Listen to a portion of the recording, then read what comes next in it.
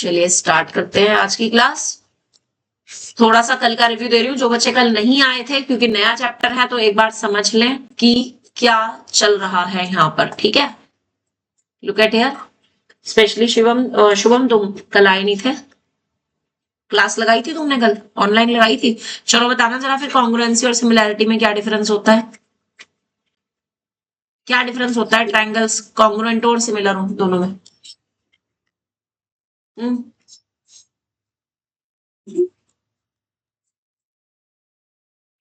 बोलो।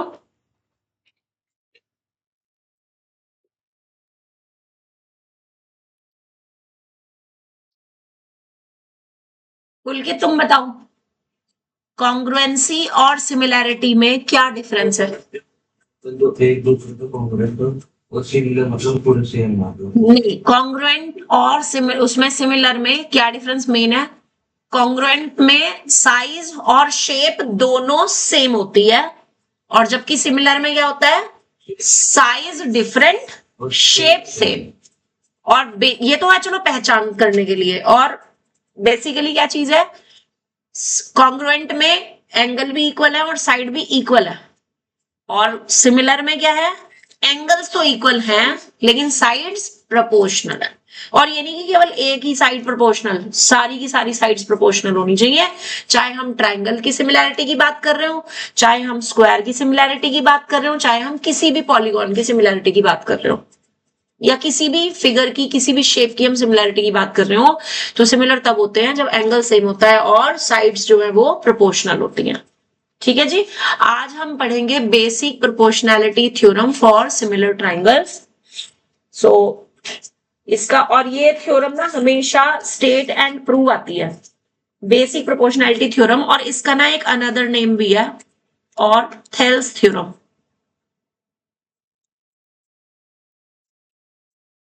Thales theorem, LESTHALE Thales theorem. और ये ऐसे आता है एग्जाम में, state and prove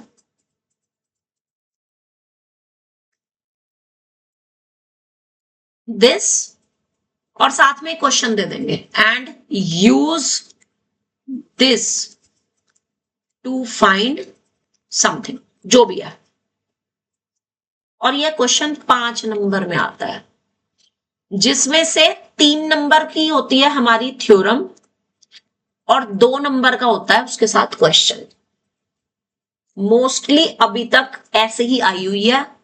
in case अगर क्वेश्चन के साथ नहीं आई और सिर्फ थ्योरम थ्योरम आई तो 3 नंबर में आएगी, और उसके साथ अगर इन्होंने क्वेश्चन भी लगा दिया तो फिर ये 5 नंबर का क्वेश्चन बन जाता है। तो बहुत ध्यान से समझना है, अच्छे से करना है, और जब भी इस चैप्टर का टेस्ट होगा तो ये थ्योरम जरूर आएगी, तो मोस्ट इंपॉर्टेंट है। ठीक है, और अब इसका तरीका क्या है भी नहीं कि एक दिन पहले तैयारी करेंगे। आज से ही नियम बना लो कि आपने रोज इसे लिख करके देखनी है, डेली आती है तो भी लिख करके देखनी है, डेली लिखनी है, एक बार जरूर लिखनी है, चाहे भले ही देख के क्यों ना लिखो, लेकिन एक बार लिखनी जरूर है। तो क्या होगा? प्रैक्टिस हो जाएगी, रिटन प्रैक्टिस। अदरवाइज अगर तुम एक दिन पहले टेस्ट की तैयारी करोगे तो तब फिर नहीं कर पाओगे। ठीक है, चलिए देखिए इसकी स्टेटमेंट क्या है।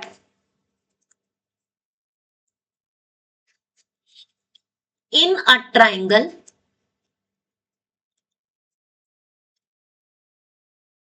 a line segment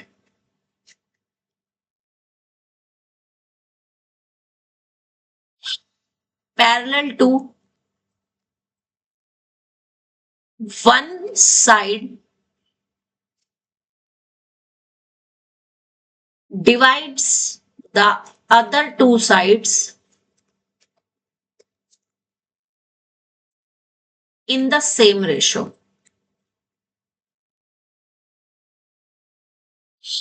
In the same ratio.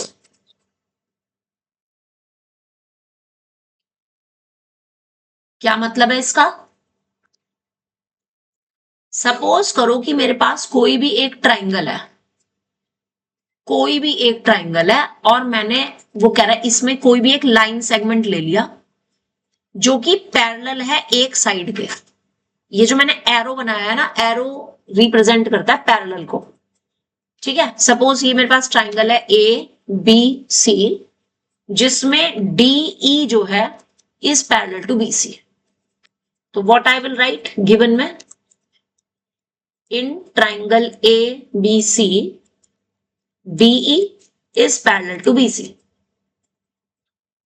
अब स्टेटमेंट क्या कह रहा है कि line segment which is parallel to one side, यानी कौन, DE, divides the remaining two side in the same ratio. In the same ratio का मतलब क्या हुआ कि AB के जो दो पार्ट्स बने, यानी AD अपॉन DB, उनका रेशो वही होगा जो AC के दो पार्ट्स बने हैं, यानी AE अपॉन EC। तो ये मुझे प्रूव करना है। गिवन टू प्रूफ समझ आया कि नहीं आया? अच्छे से समझ आया या थोड़ा थोड़ा समझ आया? अब हमने इसमें क्या करनी है, कंस्ट्रक्शन करनी है। और वो कंस्ट्रक्शन हम क्या करेंगे, लुक एट हियर, D से अपोजिट साइड पे परपेंडिकुलर डाला, E से अपोजिट साइड पे परपेंडिकुलर डाला, D को C से ज्वाइन किया और B को E से ज्वाइन किया।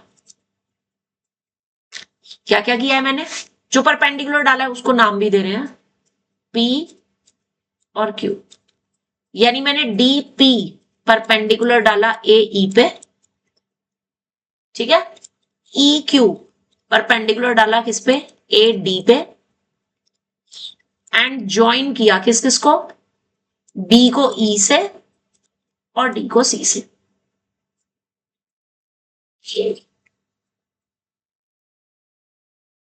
इतना समझ आया कि नहीं? अब कुछ समझाने जा रही हूं, ध्यान से देखना।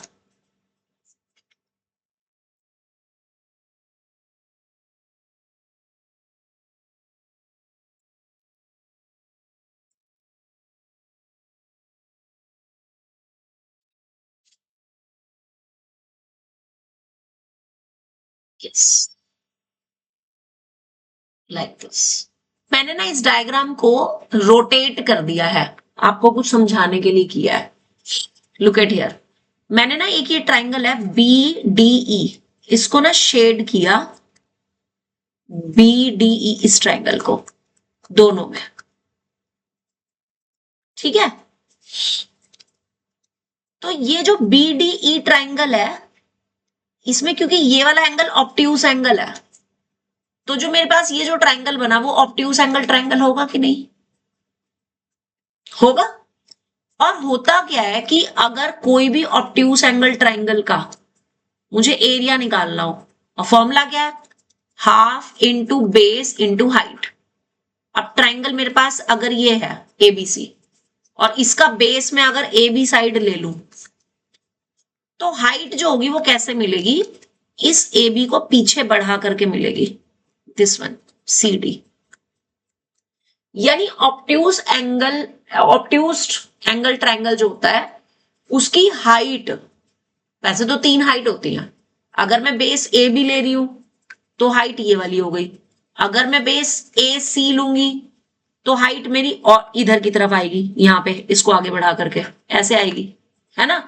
और अगर मैं BC साइड ले रही हूं तो मेरी हाइट इसी पे आ जाएगी। 3 हाइट होती है ना, 3 ही बेस है, 3 ही हाइट है। तो कहने का मतलब यह है कि ऑब्ट्यूस एंगल की जो हाइट होती है वो 2 केस में बाहर लाई करती है ट्राइंगल के, और 1 केस में ट्राइंगल के अंदर लाई करती है। समझो इस कंसेप्ट को, क्योंकि प्रूफ तुम्हें तभी समझ आएगा। मान लो मैंने ये राइट एंगल ट्राइंगल लिया, ठीक है, ये ट्राइंगल है ABC जिसमें एंगल भी कैसा है, 90 डिग्री, है ना। अब अगर मैं BC को बेस ले रही हूं, BC को, तो हाइट क्या होगी, AB होगी। अगर मैं बेस ले रही हूं AB को, तो हाइट क्या होगी, BC। अगर मैं बेस ले रही हूं AC को, तो हाइट जो होगी वो इसके अंदर लाई करेगी, तो हाइट मेरे पास क्या हो जाएगी, BD। यही होती है ना। अब अगर मैं ले लूं कौन सा ट्राइंगल, एक्यूट एंगल ट्राइंगल, ये एक्यूट एंगल ट्राइंगल ले लिया मैंने, ले लिया। इसमें ए बी सी, तो तीनों से अगर मैं परपेंडिकुलर डालूं तो वो तीनों के तीनों परपेंडिकुलर मेरे ट्राइंगल के अंदर ही लाई कर रहे हैं, कर रहे हैं कि नहीं। यानी कि अगर मैं बेस ले रही हूं बीसी को, ध्यान इधर होना चाहिए स्क्रीन पे, अगर मैं बेस ले रही हूं बीसी को तो हाइट क्या होगी, एडी होगी। अगर मैं बेस ले रही हूं ए बी को तो हाइट कितनी होगी, सी एफ होगी। अगर मैं बेस ले रही हूं ए सी को तो हाइट क्या होगी, बीई होगी, है ना। अब अगर मैं लू obtuse angle triangle like this, ये ऑब्ट्यूज एंगल ट्राइंगल, ठीक है, ट्राइंगल का नाम है ए बी और सी, और अगर मैं बेस इसमें बी सी को लू तो हाइट क्या होगी, तो मुझे बीसी को पीछे बढ़ाना पड़ेगा और यहां से परपेंडिकुलर डालना पड़ेगा, तब जाकर के मेरे पास हाइट क्या आ जाएगी, एडी आ जाएगी। आएगी कि नहीं आई। इसी तरीके से अगर मैं बेस को लू यहां पे ए बी, तो ए बी पर सी से जो हाइट डलेगी उसके लिए मेरे को ए बी को पहले ऐसे पीछे बढ़ाना पड़ेगा और तब सी से परपेंडिकुलर डालना पड़ेगा, तब मेरे पास हाइट जो है वो सी ई आएगी। बाहर लाई कर रही है ट्राइंगल के, कर रही है ना। और अगर मैं बेस लूं किसको, ए सी को, तो तब यहां से जो परपेंडिकुलर डलेगा हाइट वो हमारे पास एच बी एफ हो जाएगी, जो कि कहां लाई कर रही है, ट्राइंगल के अंदर।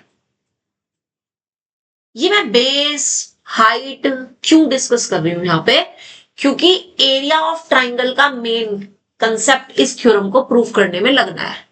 और एरिया ऑफ ट्राइंगल का फॉर्मूला होता है half into base into height.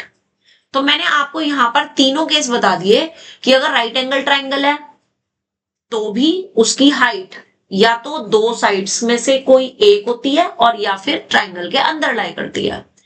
Acute angle triangle होता है तो तीनों साइड के कॉरस्पॉन्डिंग जो हाइट होती है वो ट्राइंगल के अंदर लाई करती है। लेकिन अगर ऑब्ट्यूज एंगल ट्राइंगल है तो दो हाइट ट्राइंगल के बाहर लाई करती हैं और एक हाइट ऐसी होती है जो अंदर लाई करती है। बात समझ आ गई इतनी कि नहीं, ठीक है। तो यहां पर ये जो मैंने डायग्राम को ऐसे रोटेट किया उसका कारण क्या था, आपको ये बताने का था कारण कि ये जो बी डी ई ट्राइंगल है इसमें अगर मैं बेस को बी डी लूंगी तो हाइट मेरे पास ये वाली साइड हो जाएगी। यानी कि अगर इस वाले ट्राइंगल में मैंने बेस को ये लिया तो कॉरस्पॉन्डिंगली हाइट क्या लेंगे हम उसमें, ई क्यू लेंगे, राइट। और ऐसे ही इधर वाले ट्राइंगल में, इस वाले ट्राइंगल का जब मैं एरिया निकालूंगी तो मैं बेस को लूंगी ई सी, तो हाइट क्या लूंगी उसके लिए, डी पी। कंसेप्ट समझ आया कि किसको हम बेस ले रहे हैं, किसको हाइट ले रहे हैं और क्यों ले रहे हैं। क्योंकि बी डी ई और डी सी ई दोनों कैसे ट्राइंगल है, ऑब्ट्यूज एंगल ट्राइंगल, ठीक है। अब मेरी बात ध्यान से समझना, अब आप इसमें क्या करने जा रहे हो, लुक एट हियर। आपको प्रूफ करना है एडी अपॉन डीबी, ठीक है। तो आपने क्या करना है, एक बार इस वाले ट्राइंगल का एरिया लेना है, सब लोग का ध्यान यहां होना चाहिए, अभी कोई लिखेगा नहीं। एक बार आपने ये वाले ट्राइंगल का एरिया लेना है जिसमें आप बेस किसको लोगे, इसको, यानी कि ए डी को। अब अगर ए डी बेस लिया तो हाइट क्या लेंगे, ई क्यू। तो area of triangle A D E क्या आ जाएगा, half A D into E Q आ जाएगा। अब मैं कौन सा ट्राइंगल लूंगी, जिसका बेस डीबी है, तो डीबी बेस कौन से ट्राइंगल का है, इस वाले ट्राइंगल का। इस वाले ट्राइंगल का बेस क्या है, डीबी, तो हाइट अगेन वही आ जाएगी जो यहां थी, ई क्यू, ठीक है। और उन दोनों को जब मैं अपॉन करूंगी, दो इक्वेशन मिलेंगी ना, दोनों को अपॉन करूंगी तो क्योंकि ई क्यू सेम है दोनों में और हाफ भी सेम है तो वो कैंसिल हो जाएगा और मेरे पास ये रेशो आ जाएगा। पहली बात समझ आ गई। तो हमने क्या लिखना है यहां पे प्रूफ में, area of triangle A D E क्या बनेगा, हाफ इंटू बेस, बेस लिया ए डी तो हाइट आ गई क्यू ई और इसको इक्वेशन 1 डाल दिया। फिर हमने लिया area of triangle B D E, जिसमें कि बेस मुझे क्या लेना है, BD को, तो अगेन हाइट सेम रहेगी QE। अब अगर मैं इक्वेशन 1 को डिवाइड कर दूं इक्वेशन 2 से, तो मेरे पास क्या मिलेगा, लेफ्ट हैंड साइड में तो मिलेगा एरिया ऑफ ट्राइंगल ADE और अपॉन में एरिया ऑफ ट्राइंगल BDE, और यहां पर half into AD into QE upon, यार बहुत ज्यादा है, तो half into BD into QE। तो अब क्या क्या कैंसिल हो रहा है यहाँ पे, हाफ से हाफ, QE से QE, और ये क्या बन गया मेरे पास, AD अपॉन BD। इसको हमने थर्ड इक्वेशन डाल दी, ये मेरे पास लेफ्ट हैंड साइड आ गई। ठीक है, इतनी बात समझ आई कि नहीं, इतनी बात समझ आई या नहीं? Yes.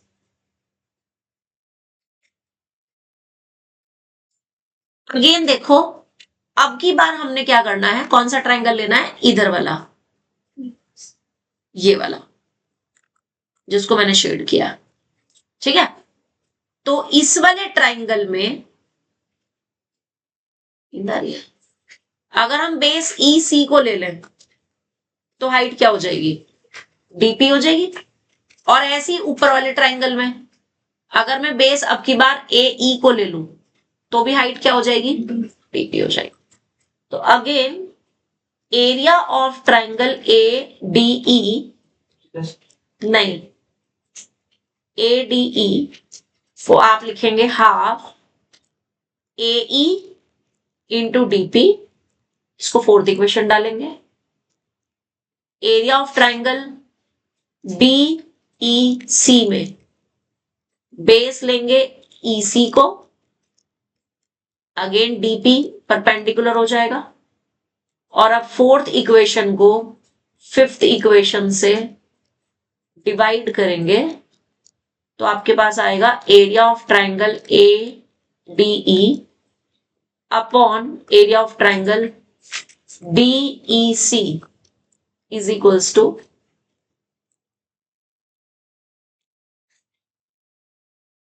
Half EC into DP, जिसमें अगेन आपका DP से DP और हाफ से हाफ कैंसिल हो रहा है, तो आ जाएगा AE अपॉन EC, और ये आ जाएगी फोर्थ इक्वेशन ना, सिक्स्थ इक्वेशन, इक्वेशन नंबर 6।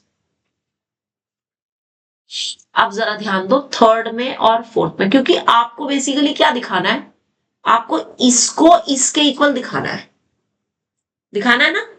तो ये दोनों कब होंगे इक्वल, जब ये दोनों इक्वल होंगे। अगर दोनों इक्वेशन की लेफ्ट हैंड साइड इक्वल हो जाए तो राइट हैंड साइड भी इक्वल होएगी कि नहीं। और अभी मैंने आपको बताया कि किसी भी ट्रायंगल का एरिया निकालने के लिए आप कोई भी बेस ले सकते हो, उसके कॉरस्पॉन्डिंग हाइट ले सकते हो, तो एरिया सेम आता है। वो मेरे ऊपर डिपेंड करता है कि मैं बेस क्या ले रही हूं। अब जरा दोबारा से ध्यान से सुनना, अब जो मैं समझाने जा रही हूं बहुत इंपॉर्टेंट है।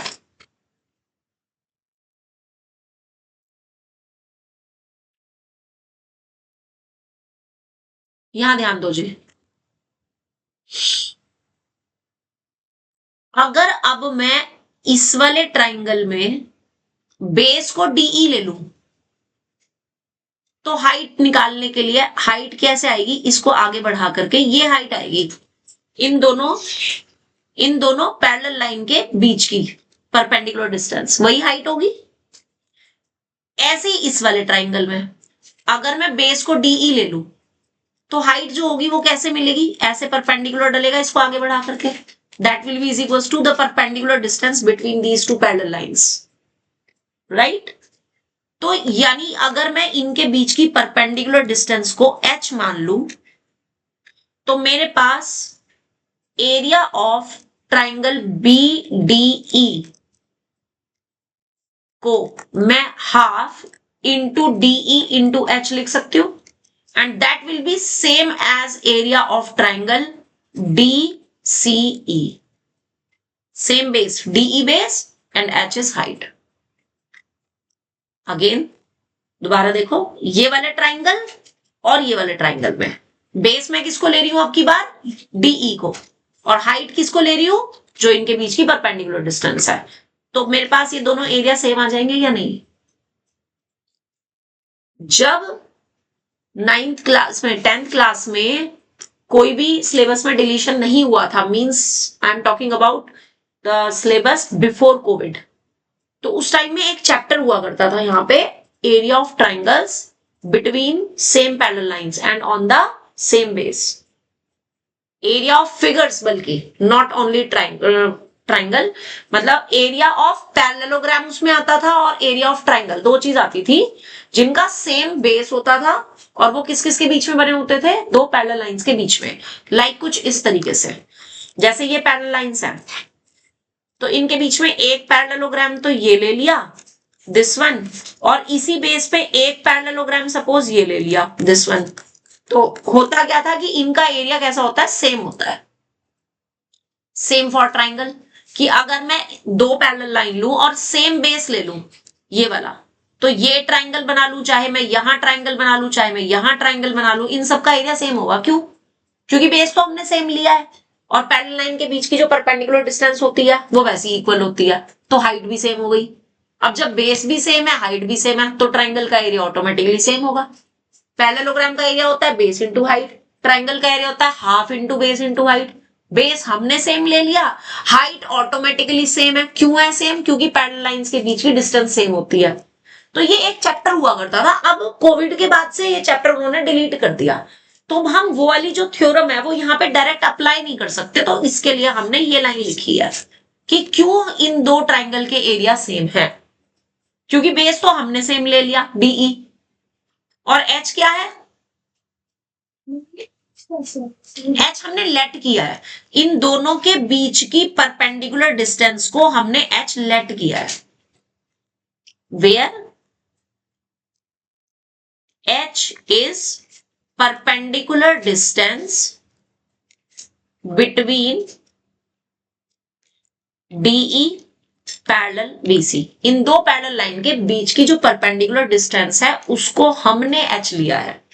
और क्यों लिया है? क्योंकि ये लाइन इतनी ज्यादा इंपॉर्टेंट है दिखानी, क्योंकि बिना इस लाइन को दिखाए आप इक्वेशन 3rd और 6 से AD अपॉन BD को AE अपॉन EC के इक्वल नहीं लिख सकते। तो ये लाइन लिखनी बहुत ज्यादा जरूरी है। इसको हम डालेंगे 7th equation. Now the last line is from equation 3, 6 and 7। क्या कंक्लूजन निकला? ज्यादा ध्यान से देखना आप जरा। ये आपके पास अब स्क्रीन पे तीनों इक्वेशन एक साथ दिख रही हैं आपको। ये तो आपकी 3rd इक्वेशन है जिसमें this side is equal to this side है, और ये आपकी 6th इक्वेशन है जिसमें this side is equal to this side है। और आपको दिखाना है ये दो साइड इक्वल है। कब होंगी? जब ये दोनों इक्वल होंगे तभी होंगी ना। अब इन दोनों में न्यूमरेटर तो सेम है ना, चेक करो, ट्राइंगल ADE, ट्राइंगल ADE, ये दोनों तब इक्वल होंगे जब इनका डिनोमिनेटर भी सेम होगा। तो इनके डिनोमिनेटर को सेम दिखाने के लिए मुझे ये लाइन लिखनी पड़ी। रीजन समझ आ गया क्यों लिखी हमने ये लाइन? ताकि हम इस पूरे को इसके इक्वल दिखा सके। ठीक है, तो from equation 3, 6 and 7 what is the conclusion कि AD upon BD is equals to AE upon EC, hence proved. ठीक है जी। अब इससे रिलेटेड ना क्वेश्चन समझना, इसके साथ जो लग के क्वेश्चन आता है वो किस तरीके का आता है। Use this theorem to find the value of x। Use this theorem, use the above theorem to find the value of x। और क्वेश्चन कुछ कैसे देंगे ध्यान से देखना।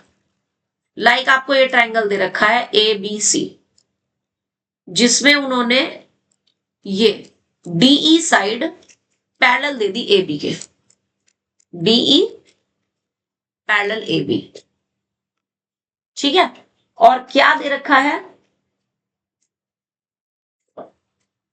सपोज ये दे रखा है आपको 3x माइनस 19 और ये दे रखा है x माइनस 3, फिर ये दे रखा है x माइनस 5 और ये दे रखा है 3,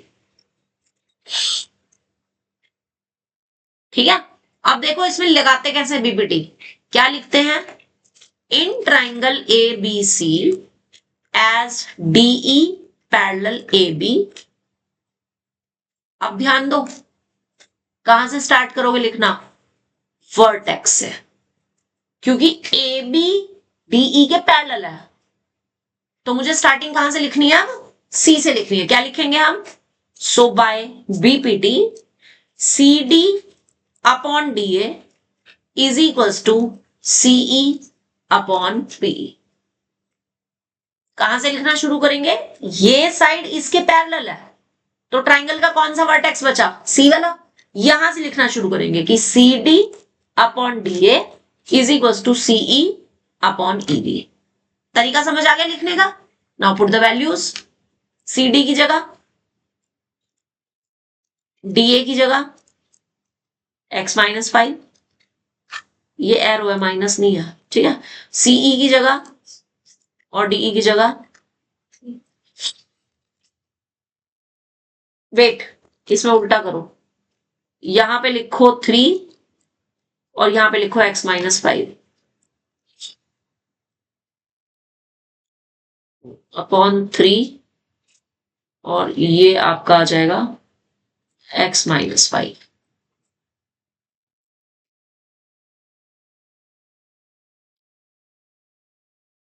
करना जरा सॉल्व,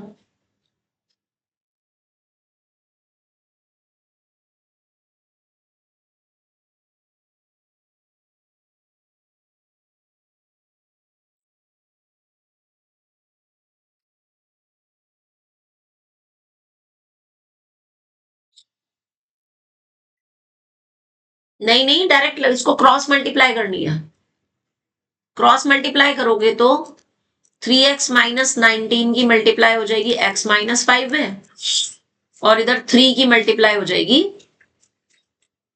x माइनस 3 में। इसको भी ना एक्स स्क्वायर माइनस 3 लिख लो, इसको लिख लो एक्स स्क्वायर माइनस 3, तो थोड़ा सिंपल हो जाएगा तुम्हारा क्वेश्चन।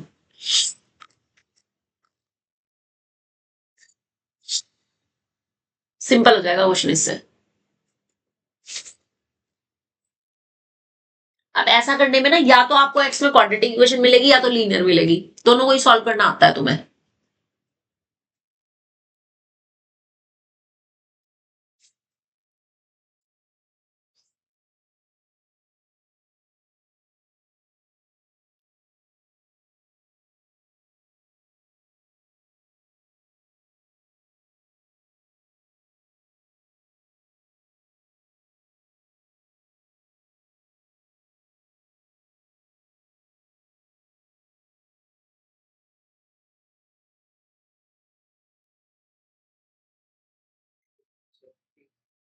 हाँ जो भी आ रहा है,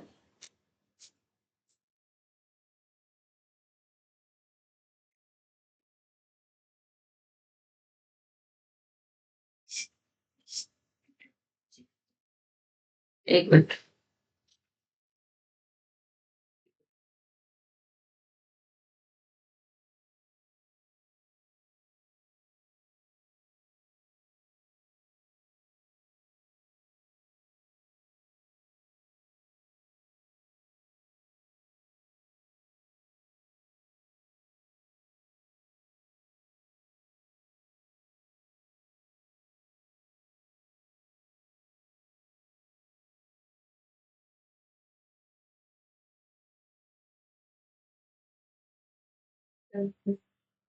ये वैल्यू सबकी, सबकी value x is equals to 2 upon 52 upon 17, ठीक है। सेंटीमीटर तो centimetre, otherwise units.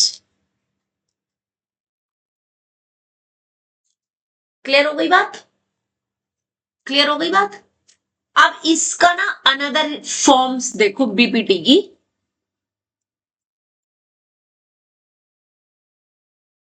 Another forms of BPT.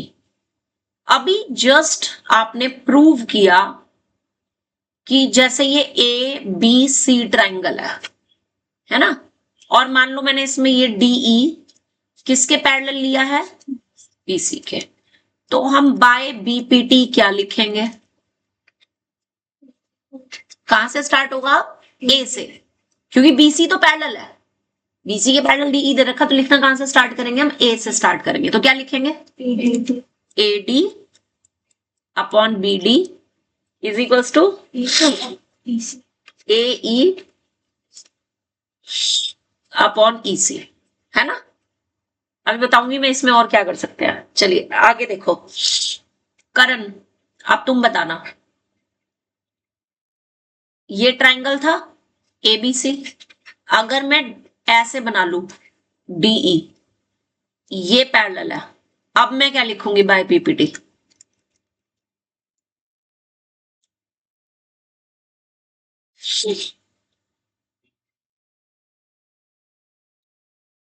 कौन? एडी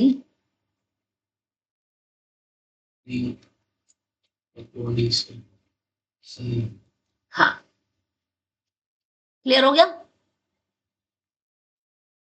रितेश अब तुम बताओगे।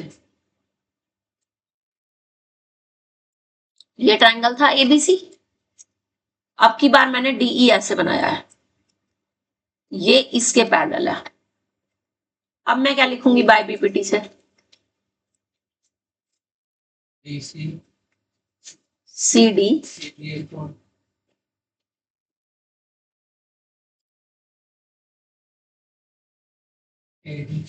सी D upon A D.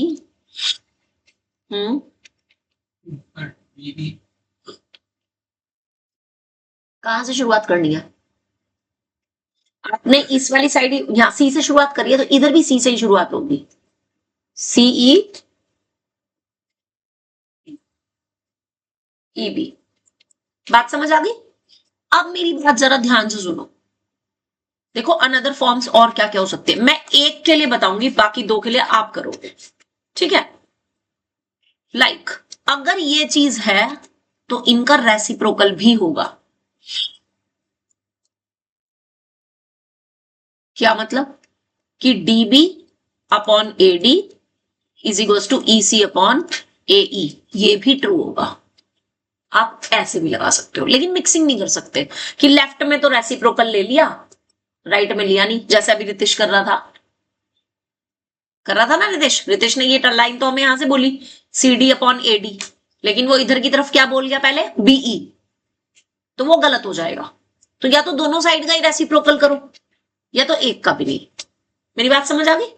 Another form देखो, इधर ध्यान दो। अगर मैं इसमें दोनों तरफ +1 कर दूं,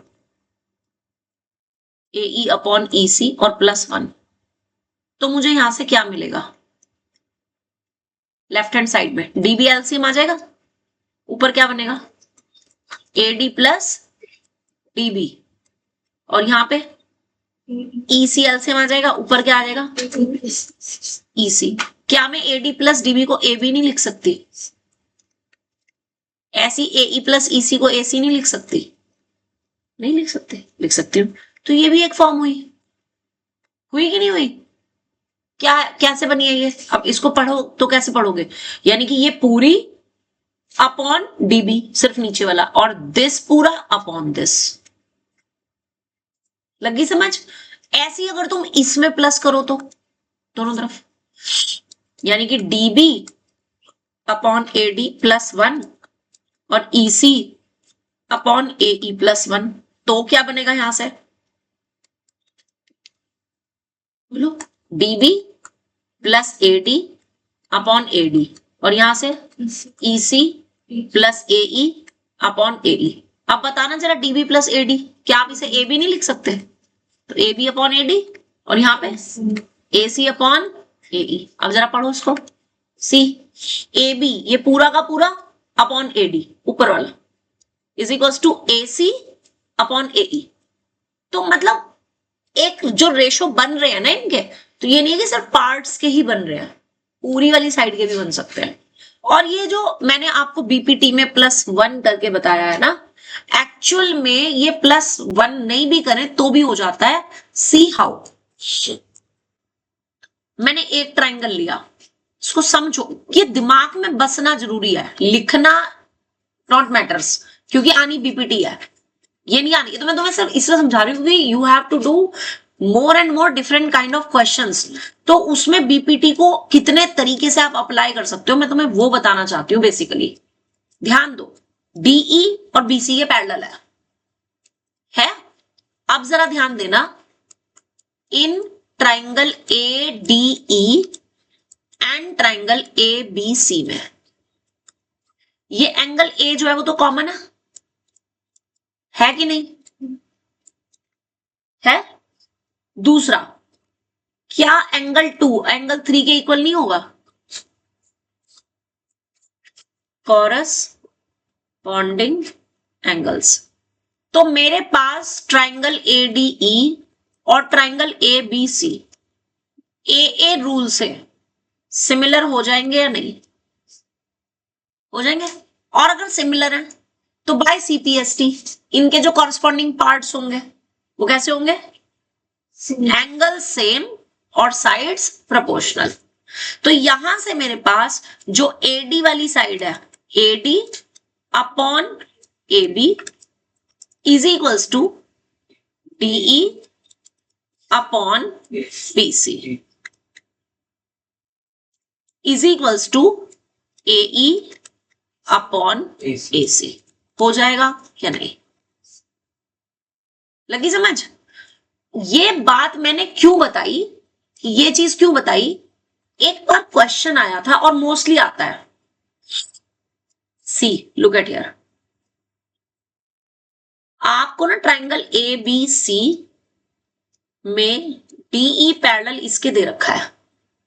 अब उन्होंने दिया कि एडी जो है वो दे रखा है suppose 2 centimetre, A B suppose दे रखा है 5 सेंटीमीटर।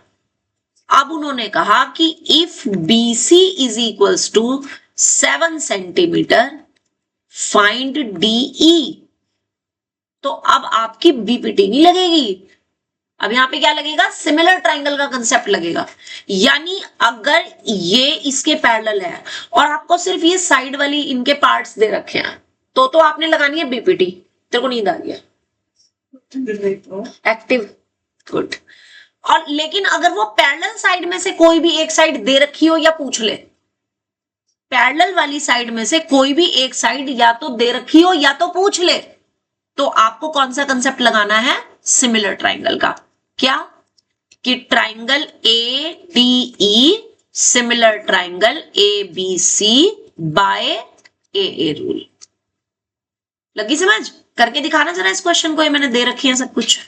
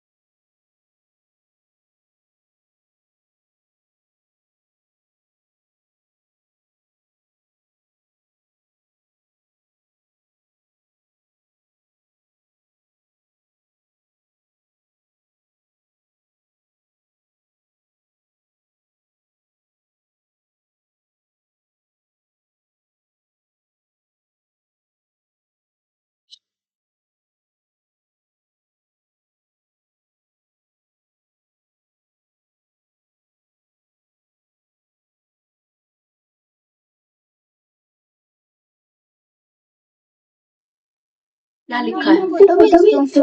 भेज दो। फोटो की भेजनी है, बोल दे। चल खुशी बोल रही है, स्टेप्स बोल दे।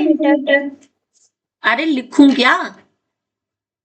पहले तो वो लिखना है जो एडी है हाँ वो AD upon AB is equal to DE और अपॉन बीसी। यस, और इसमें ये लिखना है हमें बाय सीपीएसटी, ये लिखना जरूरी है यहाँ पर भी, बाय सीपीएसटी। क्या फुल फॉर्म बताई थी करण मैंने बाय सीपीएसटी के? Corresponding corresponding parts of similar triangles. ठीक है, और अब इसमें वैल्यू रख देंगे, कितना आएगा? Is equals to 80 centimetre upon 5 centimetre x upon 7। तो x की वैल्यू कितनी आ जाएगी? 14/5 विच इज 2.8 सेंटीमीटर। ठीक है, क्वेश्चन समझ आ गया? तो आज हम कुछ इससे रिलेटेड क्वेश्चंस करेंगे ताकि तुम्हें बीपीटी लगानी समझ आ जाए। जरा आप एग्जाम्पल 1 देखो, अपनी अपनी बुक में एग्जाम्पल 1 देखो। जाने की जल्दी तो नहीं हो रही? बस एक क्वेश्चन बता रही हूं मैं, एक क्वेश्चन में अप्लाई बता रही हूं ताकि तुम आज का होमवर्क करने के लायक बन सको। देखो ए बी सी में बीई जो साइड पैरेलल है उस पे एरो जरूर लगाओगे। अब आपको ये दे रखी है 2.4 और ये दे रखी है 3.2, ये दे रखी है 4.8 और आपको फाइंड करना है क्या क्या क्या? ए बी फाइंड करना है। 4.8 AC है या PC है? ईसी। अब आपको ए बी फाइंड करना है। बोलो मैं क्या लगाऊंगी इसमें? क्या लिखेंगे? S D E parallel BC. अगर आप बीपीटी लगा रहे हो तो आपको ये लाइन लिखनी है, सो बाय बीपीटी। लेकिन अगर इसमें in case, listen very carefully, अगर डीई या बीसी में से कुछ भी एक दिया होता और दूसरा पूछ लेते, तब हम बीपीटी नहीं लगाएंगे, तब हम क्या लगाएंगे? Similar triangles. कि as triangle ADE similar to the triangle ABC, और फिर हम सीपीएसटी लगाएंगे। समझ आ गया डिफरेंस? कब सीपीएसटी लगाना है और कब हमें बीपीटी लगानी है। सिमिलर ट्राइंगल का कंसेप्ट लगेगा जब पैरेलल लाइन में से ही कोई एक पार्ट दिया और दूसरा पूछ ले, तब लगेगा सीपीएसटी। और बीपीटी कब लगेगी? जब हमें इधर वाली, ये जो दो साइड्स हैं, इनके पार्ट्स में से कुछ पूछ ले। तो अभी आपको ए बी पूछ रहा है, क्या करोगे? बोलो शुभम, बीपीटी लगेगी ना? बोलो बीपीटी, क्या लगाऊं? एडी बीडी, चलो ठीक है। ईसी 2.4, हाँ 3.2, 4.8। हाँ, अब इससे तो तुम लोग बीडी निकाल पाओगे ना, लेकिन पूछा क्या है? A B. यस, तो उसके बाद ए बी निकालने के लिए ए डी में बी डी को प्लस भी करना पड़ेगा, तब जाके आंसर आएगा। मेरी बात समझ आ गई? व्हाट? 6 centimetre A B. हाँ 6 सेंटीमीटर आ रहा है आंसर, इसका 6 सेंटीमीटर आ रहा होगा। That will be the answer. आज आपने पता कौन कौन से क्वेश्चंस करने हैं, जरा उन पे मार्क कर लो। एग्जाम्पल 2 आपका होमवर्क है, एग्जाम्पल 3 आपका होमवर्क है, एग्जाम्पल 2 एग्जाम्पल 3 पेज नंबर है बेटे 6.8। ठीक है, उसके बाद एग्जाम्पल नंबर 7 आपका होमवर्क है, एग्जाम्पल नंबर 8 आपका होमवर्क है। ये मैं सिर्फ फाइंड करने वाले दे रही हूं, प्रूविंग के सारे मैं कल कराऊंगी खुद। सिर्फ फाइंड करने वाले आपने होमवर्क में करने हैं। आज एक्सरसाइज 6.2 पे।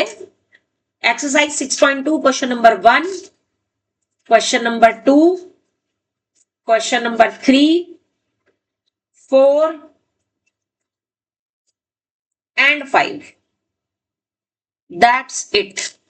ये आपका आज का होमवर्क है और हम कल से इसके प्रूविंग के क्वेश्चंस करेंगे। ठीक है, कल 10% छुट्टी हो सकती है, 90% नहीं है। मैं कह तो रही हूँ हो सकती है कोशिश।